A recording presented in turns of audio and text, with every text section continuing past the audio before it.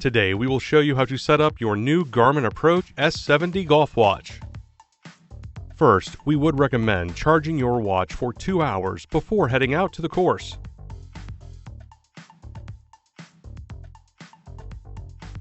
Let's talk about how to use the touchscreen and buttons to operate the watch. For example, you can tap on the screen to enable the backlight.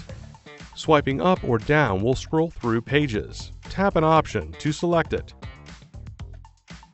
Covering the screen with your palm will return you to the watch face and disable the backlight. We will now talk about the buttons on your Approach S70. The bottom button is referred to as the back button. Pressing this button will return you to the previous screen. The middle button is also known as the menu button. Pressing this button lets you access the controls and settings menu. You can also press and hold this button to power the watch on or off. The top button is known as the action button. Press this button from the watch face to open the activities list.